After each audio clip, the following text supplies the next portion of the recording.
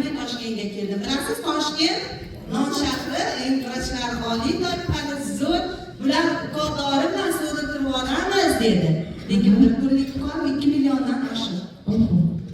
Bir kunlik lechina, lekin 10 kunga lechina berishdi. Nima deb o'ylaysiz? Men 20 million pulim bormidi o'zi Rossiyaga borib qaytib kelgan insonlar. Men O'zbekistonga qaytdim. Ustozim Adolatxonim Ahmadbekova hozirgi kunda oltin komanda lideri, minnatdorchilik bildiraman. Qaysi mahsulotlar iste'mol qildingiz? Men bu mahsulotni eshitdim va hech qanaqa gap so'zsiz qaror qildim.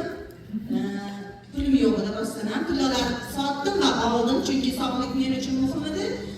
Men buni ichib boshlaganimda birinchi kimgadir bu haqiqatan ertak tuyulishi mumkin azizlar. 3 kunda menda bosh og'riq yo'qoldi.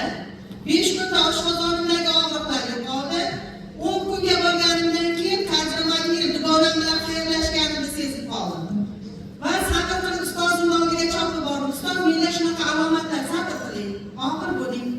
2 oy meni hech qayerga qo'yib olmay, bu mahsulotni ichdim. Faqat Karoliy kalsiy hamda kayzi. Bu orada keyin menga Rotlife mahsulotni tavsiya qilishdi, chunki menda suv bor edi-ku. Rotlife ichdim. Yuragimdagi infarkt alomatiga Super Omega'ni taklif qilishdi. Super Omega'ni ichdim. Azizlar, 2 oydan keyin men natijani bilish uchun o'ziga bordim, ustozimdan yashminchi. Ustozimni eshitib qolib, bizimdan yetib bordilar va super natija azizlar. Menda hech qanaqa kasallik yo'q.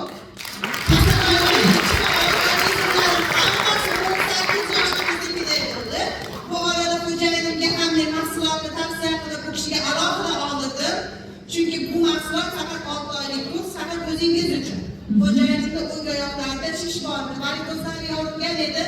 O'ng oyoqlarini Toshkentga kelganda bu qorason bo'lgan kesamiz deyishgan edi. Men kestirishga yo'l qo'ymagan edim. Nogiron bu qolasiz, sabr qiling, nima bo'lsa peshonamizdan.